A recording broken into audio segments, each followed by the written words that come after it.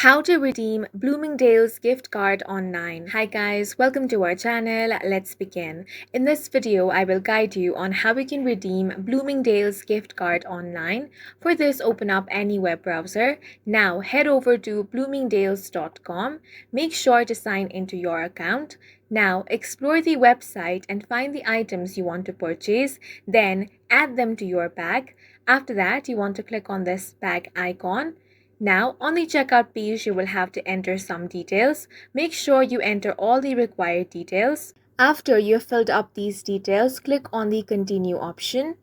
Now, on the next page, you will have to select your shipping options, then select your payment method.